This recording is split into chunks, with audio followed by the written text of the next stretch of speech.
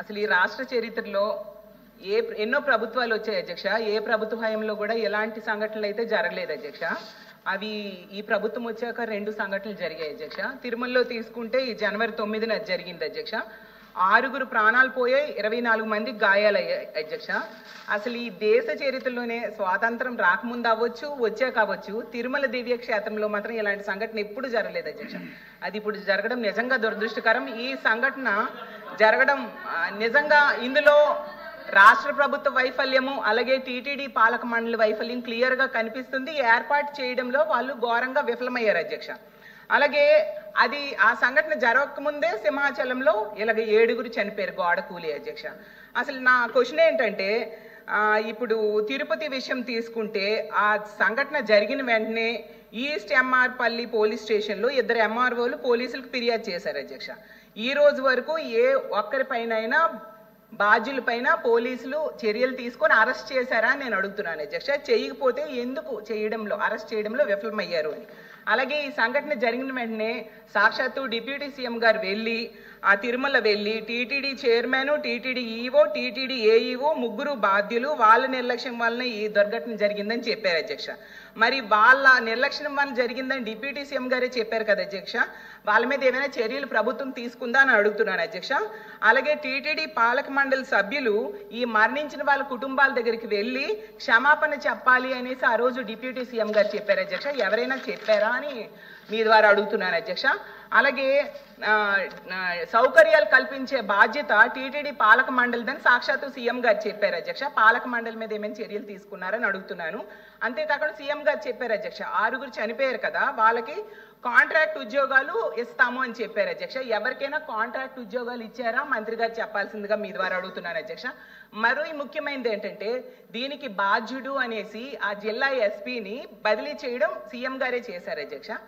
బాధ్యత వహించాల్సిన జిల్లా ఎస్పీ అని ఆ రోజు సీఎం గారు చెప్పారు అధ్యక్ష. మళ్ళీ ఎందుకు అధ్యక్ష మొన్ననే ఆ ఎస్పీ సుబ్బరాయుడు అనే ఆయన్ని మళ్ళీ ఎందుకు నియమించారు అధ్యక్ష? అసలు ఎలా నియమించారు, ఎందుకు నియమించారు అధ్యక్ష? అది ఇంకోటి ఏంటంటే, ఈ సంఘటన మరొక ముందే మనం సింహాచలంది చూసాం కదా అధ్యక్ష. ఇందులో ఆ కాంట్రాక్టర్ చెప్పాడు అధ్యక్ష, పైన ఉన్న వాళ్ళ ఒత్తిడి వల్లనే తక్కువ సమయంలో గోడ కట్టాను, ప్లాన్ని డీవియేట్ అయ్యాను, వాళ్ళు ఒత్తిడి చేయడం వలన అని చెప్పారు అధ్యక్ష. మరి ఎవరు ఒత్తిడి చేశారు? 7 ప్రాణాలు పోవడానికి కారణమైన ఒత్తిడి చేసిన వ్యక్తి ఎవరు? అతన్ని పట్టుకున్నారా, అరెస్ట్ చేశారా? ప్రభుత్వం చెప్పాల్సిందిగా కోరుతున్నాను. సింహాచలం ఏర్పాట్లకి 5 మంత్రులు కమిటీ ఉన్నారు అధ్యక్ష. హోంమంత్రి గారి స్వయంగా చెప్పేవారు అధ్యక్ష, పిన్ టు పిన్ నేనే అన్ని ఏర్పాట్లు దగ్గరుండి చూశాను అనేసి. మరి అంత చూసినా ఇలాంటి సంఘటన జరగడానికి కారణకులు ఎవరు? వాళ్ళని అరెస్ట్ చేశారా అని మంత్రి గారిని అడుగుతున్నాను అధ్యక్ష.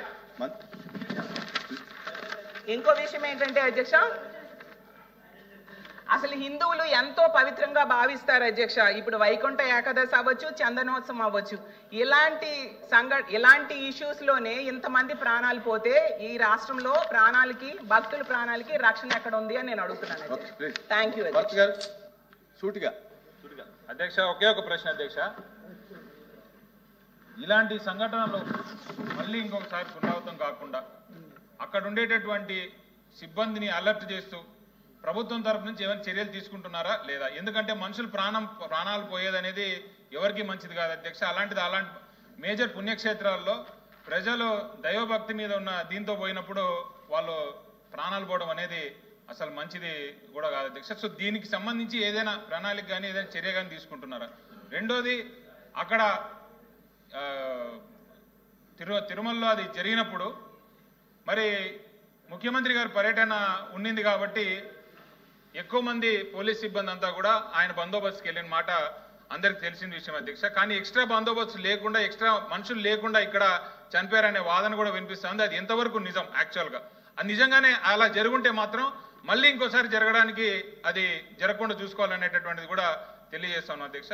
లాస్ట్ అంటే ఎండోమెంట్ మీద ఈ టీటీడీ మీద క్వశ్చన్ కాబట్టి కొంచెం డివేట్ అధ్యక్ష. ప్రతి 15 రోజులకు మాత్రమే మెంబర్కి సెల్ఫ్లో పోతే దర్శనం ఇవ్వాలనేటటువంటి రూల్ ఇప్పుడు కొత్తగా పెడుతున్నారు. అది ఎండోమెంట్ డిపార్ట్మెంట్ పెడుతుందా, టీటీడీ వాళ్ళు పెడుతున్నారా? అసలు అది ఆన్ రికార్డ్ ఉందా, పేపర్ ఉందా, ఏమన్నా దానికి సంబంధించిన డీటెయిల్స్ ఏమైనా ఉన్నాయా లేదా? ఇది ఓన్లీ జరుగుతూ ఉందా? అది కూడా కొంచెం క్లారిటీ ఇవ్వనండి మంత్రి గారు.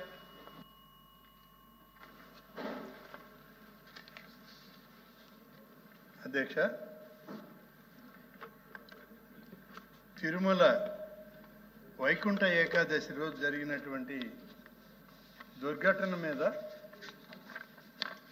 ప్రభుత్వం కూడా ఒక స్పష్టమైన వైఖరి తీసుకొని అక్కడ జరిగినటువంటి తప్పులు ఎలా జరిగాయి ఏంటి అనేటువంటిది వెంటనే దేవాదాయ శాఖ మంత్రిగా నన్ను, హోంమంత్రిగా శ్రీమతి వారు అనిత గారిని, అలాగే జిల్లా ఇన్ఛార్జి మంత్రిగా రెవెన్యూ మంత్రి గారిని అక్కడికి పంపడం జరిగింది. మేము వెళ్ళిన వెంటనే అక్కడ పరిస్థితులను గమనించి ముఖ్యమంత్రి గారికి సమాచారం ఇచ్చాం. గౌరవ ముఖ్యమంత్రి గారు కూడా మధ్యాహ్నంగా ఆయన రావడం, వారి తర్వాత ఉప ముఖ్యమంత్రి శ్రీ పవన్ కళ్యాణ్ గారు కూడా వారు రావడం జరిగింది. ఆ యొక్క సంఘటనలో బాధితులైనటువంటి కుటుంబాలని, అలాగే చనిపోయినటువంటి కుటుంబాలని పరామర్శించడం, హాస్పిటల్కి వెళ్ళి హాస్పిటల్లో మిగిలిన గాయాలు ఉన్నటువంటి వాళ్ళకి మెరుగైన వైద్యం అందించాలని చెప్పి వాళ్ళకి ఆదేశాలు ఇవ్వడం, తర్వాత ఈ సంఘటనను కూడా, ఈ ఘటన ఎలా జరిగింది అనేటువంటి వాస్తవాలను కూడా గౌరవ ముఖ్యమంత్రి గారు, ఉప ముఖ్యమంత్రి గారు ప్రత్యేకంగా పరిశీలించడం, తద్వారా జిల్లా అధికార యంత్రాంగంతో వారు సమీక్ష చేయడం కూడా జరిగింది. అధ్యక్ష, ఆ సమీక్ష జరిగినటువంటి సందర్భంలో ఒక విషయం ఇక్కడ చెప్పాల్సిన అవసరం ఉంది. అధ్యక్ష, వైకుంఠ ఏకాదశి అనేటువంటిది తిరుమల శ్రీ వెంకటేశ్వర స్వామి దగ్గర ఈ సాంప్రదాయాన్ని అనేక దశాబ్దాలుగా 2 రోజులు నిర్వహిస్తారు. అధ్యక్ష, ఇది 10 రోజులకు మార్చారు. అధ్యక్ష, ఎవరు మార్చారు, ఎందుకు మార్చారు, దానికి ఆగమ పండితులు దానికి అనుమతి ఇచ్చారా, ఇవన్నీ పోతే ఇంకా లోతుకు పోతే చాలా ఉంది. అధ్యక్ష, 2 రోజులు జరిగే వైకుంఠ ఏకాదశి కార్యక్రమాన్ని 10 రోజులకు మార్చి వైకుంఠ ఏకాదశి కార్యక్రమాన్ని తిరుమలలోనే టిక్కెట్లు ఇవ్వడం కానీ, ఆన్లైన్లో టికెట్లు పంపిణీ చేయడం కానీ ఇవన్నీ జరిగాయి. అధ్యక్ష, కానీ కొన్ని స్వార్థపర శక్తులు తిరుమల నుంచి వాళ్ళ స్వార్థ రాజకీయాల కోసం ఆ టికెట్ కౌంటర్లని కిందకు తెచ్చారు. అధ్యక్ష, దాన్ని కొనసాగించారు కొంతకాలం.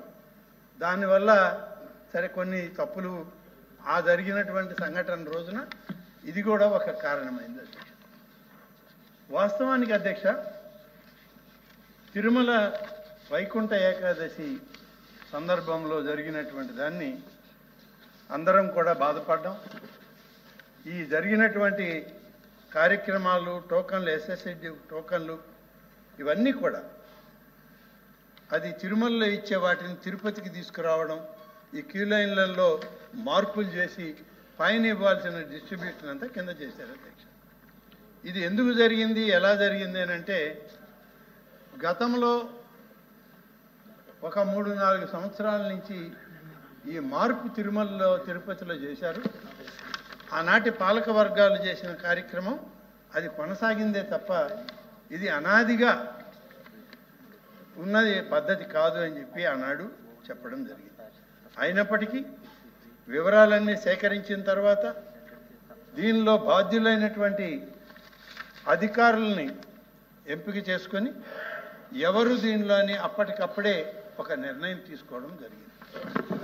నిర్ణయం తీసుకున్న తర్వాత ఆడున్నటువంటి అధికారుల్ని వెంటనే రిలీవ్ చేయమని, కొంతమందిని చట్టపరంగా, ప్రభుత్వ పరంగా చర్యలు తీసుకోమని గౌరవ ముఖ్యమంత్రి గారు ఆదేశాలు ఇవ్వడం, మా శాఖ ద్వారా ఆ ఆదేశాలని అమలు చేసే తీరులో ఉన్నటువంటి కొందరు అధికారులను సస్పెండ్ చేశాం, కొందరు అధికారులని అక్కడ రిలీవ్ చేశాం.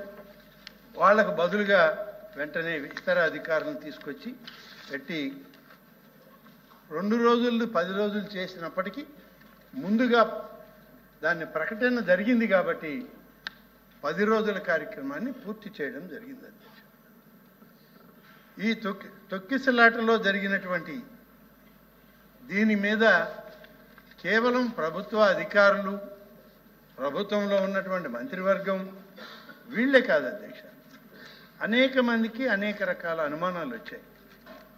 ఆ వచ్చిన అనుమానాలని నివృత్తి చేయాలంటే దీనికి ఒక చట్టబద్ధతను తీసుకురావాలని చెప్పి చేసినటువంటి ఒక ప్రయత్నంలో దీనికి మనం ఒక కమిషన్ వేయడం జరిగింది.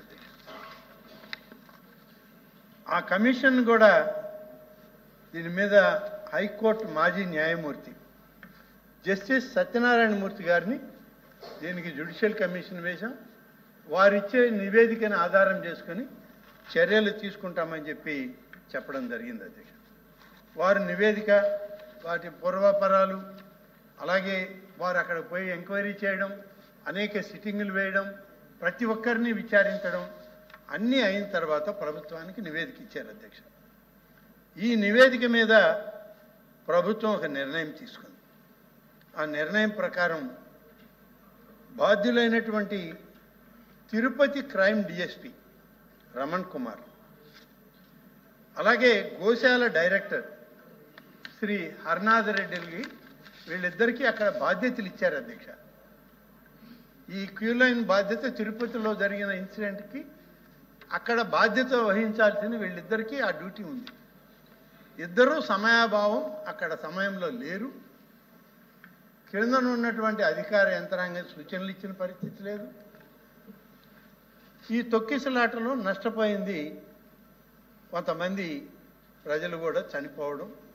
వాళ్ళు కూడా ఇక్కడ వాళ్ళు కాదు అధ్యక్ష, కొంతమంది విశాఖపట్నం, కొంతమంది తమిళనాడు, కొంతమంది కేరళ, ఇట్లా వివిధ ప్రాంతాల నుంచి స్వామివారి దర్శనానికి వచ్చి నష్టపోయారు అధ్యక్ష. అదే సందర్భంలో అక్కడ ఉన్నటువంటి జిల్లా ఎస్పీ శ్రీ సుబ్బరాయుడు గారు, అలాగే టీటీడీ చీఫ్ విజిలెన్స్ అధికారి, సెక్యూరిటీ అధికారి ఆయన శ్రీ శ్రీధర్ గారు, అలాగే జేయూగా ఉన్నటువంటి ఐఏఎస్ అధికారిని గౌతమి గారు, వీళ్ళందరూ కూడా ఈ పర్యవేక్షణలో ఉన్నారు.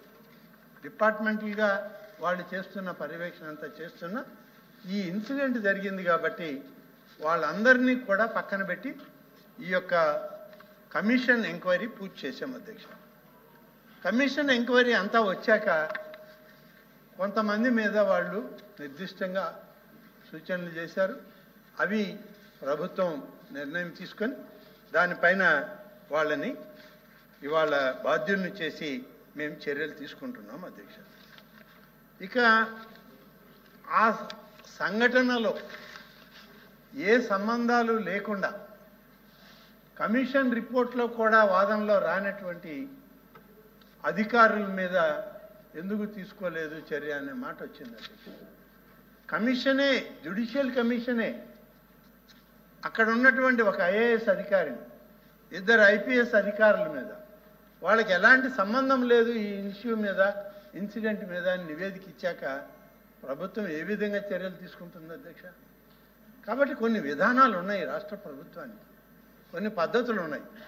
వాటి ప్రకారం ఇవాళ చర్యలు తీసుకునేటువంటి కార్యక్రమం ప్రభుత్వం ఇప్పటికే తీసుకోవడం జరిగింది అధ్యక్ష. అలాగే సింహాచలం దుర్ఘటన అధ్యక్ష, ఇది కూడా కొంచెం బాధ కలిగించేది. సంవత్సరానికి ఒక రోజు,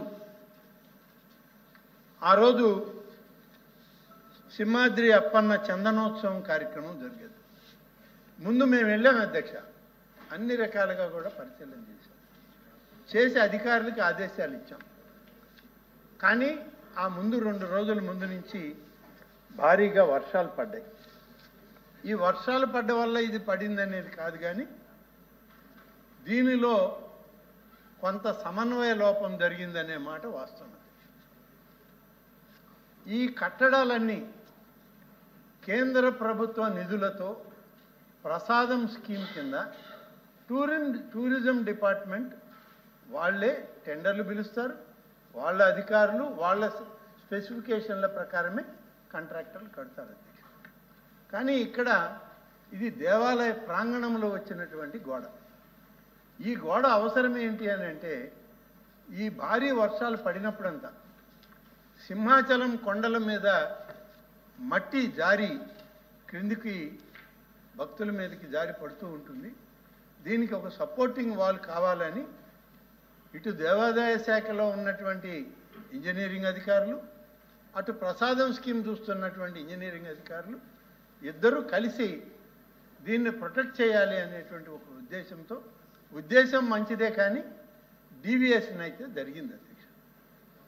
ఆ డీవియేషన్ ఏంటంటే హయ్యర్ ఆఫీసర్స్ యొక్క పర్మిషన్ లేకుండా ఆ గోడని నిర్మాణం చేయడానికి ప్రయత్నం చేయడం. ఆ రోజు రాత్రి కూడా భారీ వర్షాలు కురిశాయి. ఉదయమే చందనోత్సవం. ఆ చందనోత్సవానికి కూడా వెళ్ళిన అధికారుల్లో మా సెక్రటరీ ఉన్నారు, మా కమిషనర్ ఉన్నారు, అలాగే ఫౌండర్ చైర్మన్ ఇప్పుడు ప్రజెంట్ గోవా గవర్నర్ గారైన అశోక్ గజపతి గారి కుటుంబం కూడా ఆ రోజు దర్శనం చేసుకోవడం జరిగింది. అవన్నీ అయ్యే వరకు కూడా ఎక్కడ ఏం జరగలేదు. ఆ తర్వాత జరిగినటువంటి ఈ చిన్న గోడ కూలడంతో మనుషులు చనిపోవడం జరిగింది. లేదు, గోడ కూలింది అంటున్నాను. లేదు, నేను గోడ కూలలేదు అనలేదు. గోడ కూలింది. ఆ గోడ కూలిన దానివల్ల ఓకే, ప్రొటెక్షన్ గైడింగ్ వాల్, అది ప్రొటెక్షన్ గైడింగ్ వాల్ కూలింది. కూలిన దానివల్ల అంటే చిన్న అనేది నేను మామూలుగా పదం వాడడంలో ఒకవేళ నా పొరపాటు ఉంటే నేను వెనక్కి తీసుకుంటాను అధ్యక్ష. ఎల్ఓపి గారు చెప్పినట్లు గోడ కూలడం వల్ల ఈ అపచారం జరిగింది. అక్కడ వాళ్ళు చనిపోవడం జరిగింది. సాక్షాత్తు దగ్గరలోనే మా హోంమంత్రి గారు ఉన్నారు, స్థానికంగా అధికారులందరూ ఉన్నారు, వెంటనే వెళ్ళారు. చేయగలిగినటువంటి ప్రయత్నం అంతా జిల్లా కలెక్టర్ దగ్గర నుంచి అందరూ కూడా district administration, state administration, endowment, అలాగే టూరిజం డిపార్ట్మెంట్ అందరూ కూడా పనిచేయడం జరిగింది. కొన్ని దురదృష్ట సంఘటనలు జరిగేటప్పుడు దీనికి ఎవరు కారకులు అని అంటే ఒకవేళ అంత గట్టిగా చెప్పాల్సి వస్తే అధ్యక్ష, ప్రస్తుతం ఈ శాఖ నిర్వహించేవాడిని నేనే బాధ్యత, తప్పదు. కానీ సంఘటనను బట్టి, దాని వివరాలను బట్టి, అక్కడ జరిగినటువంటి వాస్తవాలను బట్టి మనం చర్యలు తీసుకోవాల్సిన అవసరం ఉంది. ప్రభుత్వం బాధ్యత అది. ఆ బాధ్యతలో భాగంగానే ఒకే టైంలో 21.5 మిల్లీమీటర్ల వర్షపాతం ఆ కొండ మీదే పడ్డది అధ్యక్ష. ఈ దుర్ఘటనలు జరిగాయి. దీనిపైన అప్పటికప్పుడే నిర్ణయం తీసుకున్నాం. చనిపోయినటువంటి కుటుంబాలకి 25 లక్షల రూపాయలు ఎక్స్గ్రేషియా అని, గాయపడిన వారికి 3 లక్షల రూపాయలని, అలాగే తిరుపతిలాగా ఈ చనిపోయిన కుటుంబాల్లో వాళ్ళు ఎవరైనా మాకు ఉపాధి కోల్పోయామని కానీ వస్తే ఈ నష్టపరిహారంతో వాళ్ళకి మా శాఖ ద్వారా ఆ కుటుంబ సభ్యులకి అవుట్సోర్సింగ్లో కూడా ఉద్యోగాలు ఇవ్వాలని అది ప్రభుత్వంలో ముఖ్యమంత్రి గారు నిర్ణయం తీసుకొని ఇవాళ అమలు చేయడానికి కూడా ఆదేశాలు ఇచ్చాము. ఇవన్నీ జరిగాయి. ఎవరు ఒకవేళ మీ దగ్గర ఆ కుటుంబాల వాళ్ళు అవుట్సోర్సింగ్ ఉద్యోగం కావాలని అప్లికేషన్ ఉంటే పంపండి, ఇస్తాం, తప్పలేదు. మేము ఇస్తాం. మా దగ్గరికి వస్తే అటువంటి వాళ్ళకి మేము ముందే చెప్పాం, వాళ్ళకు కూడా లేఖలు రాశాం. మీ వాళ్ళు ఎవరైనా ఉంటే చెప్పండి, ప్రభుత్వం ఉద్యోగం ఇస్తుంది. అవుట్సోర్సింగ్ ఉద్యోగం ఇవ్వడానికి మాకేం అభ్యంతరం లేదు, ఇస్తామనే హామీ ఇచ్చాం.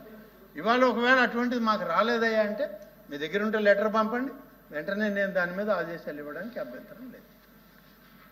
సో ఇలా ఉన్నాయి అధ్యక్ష. ఇంత దూరం చర్చ జరిగింది కాబట్టి కొన్ని విషయాలు ఈ సభలో తమ ద్వారా చెప్పాల్సిన అవసరం ఉంది. దేవాలయాలు, దైవ దర్శనాల్లో ఇటువంటి సంఘటనలు అపచారం. దీనికి కారణం ఈ ప్రభుత్వం లేకుంటే మంత్రి అని బురద జల్లే ప్రయత్నం చేస్తున్నారు. ఇది రాజకీయంగా సహజమైనటువంటి విధానం అధ్యక్ష. ఇది జరిగిన వెంటనే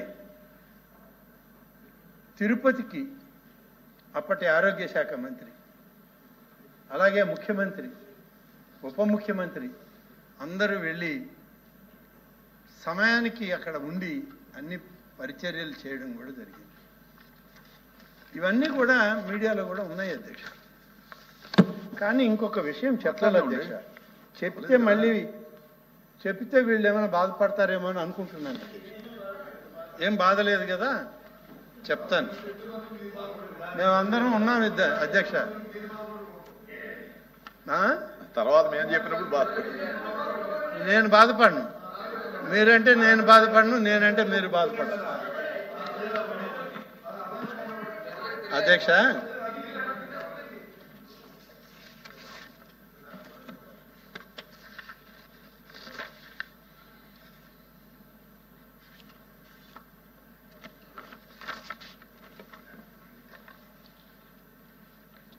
తిరుపతి సంఘటన జరిగినప్పుడు ఆ రోజు ఏం జరిగిందో కూడా ఒకసారి మనం తెలుసుకోవాలి అధ్యక్ష.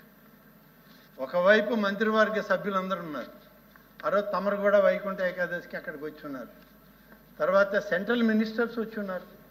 అందరి సమక్షంలో ఆలోచన చేయడం, పెట్టడం, అందరి విషయాలు కూడా అక్కడ చూడడం కూడా జరిగింది అధ్యక్ష. అక్కడ మరి సభలో లేరు ఆ పార్టీకి ప్రతిపక్ష నాయకులు, వారు కూడా వచ్చారు అధ్యక్ష. రాలేదని నేను అన్నాను. ఏ విధంగా వచ్చారు అధ్యక్ష? చనిపోయిన శవాలు అక్కడ ఉన్నాయి, క్షతగాత్రులైన వాళ్ళు ఉన్నారు. వాళ్ళు మాకు దైవ దర్శనం ఇప్పించండి, మేము వెళ్ళి చూసి వెళ్ళిపోతామని కొంతమంది ఉంటే వాళ్ళని పంపిస్తూ ఉన్నాం అధ్యక్ష. పంపిస్తూ ఉన్న సమయంలో ఒక దాడిలాగా జరిగింది అధ్యక్ష. ఒక దాడిలాగా జరిగింది స్విమ్స్ హాస్పిటల్ దగ్గర. పరామర్శించడానికే అధ్యక్ష. ఏది పరామర్శిస్తారు అధ్యక్ష? ఏ విధంగా అధ్యక్ష పరామర్శించేది? ఆ రోజు ఉదయం నుంచి సాయంత్రం వరకు కేంద్ర మంత్రులు పరామర్శించారు, ముఖ్యమంత్రి గారు పరామర్శించారు, ఉప ముఖ్యమంత్రి గారు పరామర్శించారు. ఇప్పుడు ప్రతిపక్ష నాయకులు ఏ రకమైన పరామర్శ అధ్యక్ష?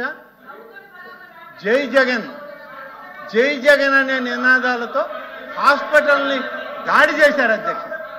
ఇదే అధ్యక్ష పరామర్శ? సిగ్గుపడాలి అధ్యక్ష. పరామర్శ అనే పదం వాడడానికి అర్హత ఉందా అని అడుగుతున్నారు. నేను కూడా ఆ సమక్షంలో ఉన్నాం అధ్యక్ష. అయ్యా బాబు, మీరు అడిగిన దానికే సమాధానం చెప్తున్నా వినండి. మీకు ఓపిక లేకపోతే ఏం చేస్తాం? మీకు ఓపిక లేకపోతే మేమేం చేస్తాం? ఓపికగా వినండి, విన్న తర్వాత చెప్పండి. తిరుపతి స్విమ్స్ హాస్పిటల్కి అధ్యక్ష, స్విమ్స్ హాస్పిటల్ మీదకి, బర్డ్స్ హాస్పిటల్ మీదకి దౌర్జన్యంగా దాడి చేసే విధంగా జై జగన్ అనే నినాదాలతో ఉప ముఖ్యమంత్రి గారు కాన్వాయ్ పోతుంది, 5 నిమిషాలు ఆగండి అని చెప్తే పోలీస్ అధికారుల్ని మెడబెట్టి నెట్టి వాళ్ళ జనంతో హాస్పిటల్ ధ్వంసం చేశారు అధ్యక్ష. ఎవరికి చెప్పాలి అధ్యక్ష? ఇదే అధ్యక్ష పరామర్శ? ఉప ముఖ్యమంత్రిని గౌరవించరు, ముఖ్యమంత్రిని గౌరవించరు, రాష్ట్రంలో కేంద్ర మంత్రులను గౌరవించరు. ఏం పరామర్శ అధ్యక్ష ఈ పరామర్శ? ఇదే పరామర్శ? ఈ పరామర్శ పేరుతో దాడి చేసి, దౌర్జన్యం చేసి, హాస్పిటల్ ధ్వంసం చేసి, డాక్టర్లు మెడబట్టుకుని పెట్టి మర్యాద అధ్యక్ష? ఇవాళ చెప్పాలి అధ్యక్ష. ఇవాళ వాళ్ళకి ఎంత ఆవేదన ఉందో మాలో కూడా ఉంది, కానీ ఏనాడు మేము మాట్లాడాలి. ఇవాళ మేము ఏనాడు జరిగిన సంఘటన మీద అధ్యక్ష, జరిగిన సంఘటన మీద ఏమి చెయ్యాలి, ఏమి చేస్తే బాగుంటుంది, ఏ సిస్టమ్ని అడాప్ట్ చేయాలని మేము మనస్ఫూర్తిగా పనిచేశాం అధ్యక్ష. పరామర్శతో దౌర్జన్యం చేయడానికి వస్తారా? హాస్పిటల్ని దుర్మార్గంగా హాస్పిటల్ ధ్వంసం చేస్తారా? సత్యకుమార్ యాదవ్ గారు ఉన్నారు, అడగండి మంత్రి గారిని. ఇది కరెక్ట్ కాదు అధ్యక్ష. మీకు జరిగిన సంఘటన మీద అడగండి, చెప్తాం. అంతేగాని ఏదో ప్రభుత్వం తప్పు చేసిందంటే తప్పు చేసింది అధ్యక్ష. చెప్తాను వినండి, ఏం తప్పు చేశామో చెప్తాను వినండి. ప్లీజ్ కూర్చోండి. వినండి, నేను కూడా చాలా చూశాను బాబు ఇట్లాంటి 40 ఏళ్ల నుంచి మీలాంటి వాళ్ళని చూసి ఇక్కడికి వచ్చా. చాలు చాలా మందిని చూసాం మేము కూడా. మీరు మా దాంట్లో సగం వయసు లేదు మీకు. మంత్రి గారు వచ్చేయండి. అవునండి మంత్రి గారు. అధ్యక్ష ఇవాళ చెప్పాల్సి వస్తే అధ్యక్ష,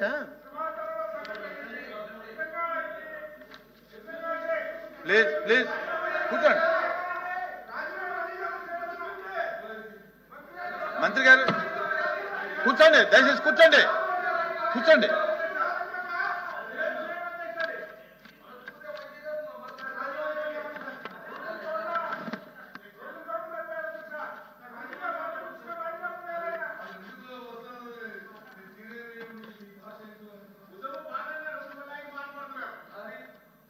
నేనేం బాధపడలేదు బాబు. ప్లీజ్ ప్లీజ్ మీ గురించి బాధపడే సమయం తీరిక నాకు మంత్రి గారు.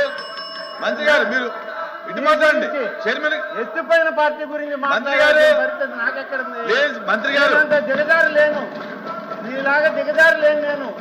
అర్థమైంది మంత్రి గారు. నాకంత ఓర్పు కూడా లేదు. మంత్రి గారు మిమ్మల్ని చాలా మందిని చూసి వచ్చాను నేను. మంత్రి గారు దయచేసి మీరు అధ్యక్ష కాకుండా చేరుతో మాట్లాడు. నేను మీతోనే మాట్లాడతాను అధ్యక్ష, మీరు వినండి, నాకు తెలుసు. ప్లీజ్ ప్లీజ్ ప్లీజ్ కూర్చోండి, ప్లీజ్ కూర్చోండి. అరుణ్ కూర్చోండి, అరుణ్ కూర్చోండి. మంత్రి గారు. అధ్యక్ష తమరు వినాలి అధ్యక్ష, వాళ్ళు ఎట్లా వినరు అధ్యక్ష. ప్లీజ్ ప్లీజ్ వాళ్ళు వినరు, ప్రజలు వాస్తవాలు తెలుసుకోవడానికి ఇష్టపడరు. కానీ మీరు వినాలి అధ్యక్ష. మాజీ అధ్యక్ష అమ్మా కూర్చోండి అధ్యక్ష, తిరుపతిలో కూర్చోండి, కూర్చోండి అధ్యక్ష. ఈరోజు తిరుపతిలో జరుగుతున్నటువంటి సంఘటనలు చూస్తే అధ్యక్ష ఎంత బాధ కలుగుతా ఉందంటే, ఎప్పుడో 40 సంవత్సరాల క్రితం ఒక శిల్పి శనీశ్వర విగ్రహాన్ని శిల్పి చెక్కితే ముఖం పూర్తి కాకముందే, ఆ ఆకారం రాకముందే చెక్కిన శిల్పి చనిపోయాడు. కన్సర్న్ మంత్రి గారు మాట్లాడండి.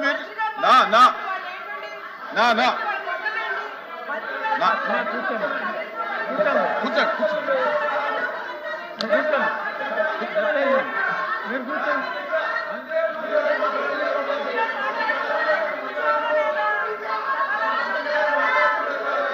ప్లీజ్ ప్లీజ్ ప్లీజ్ కూర్చోండి.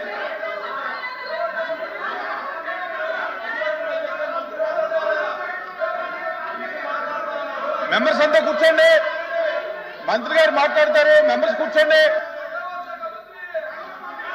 Please please.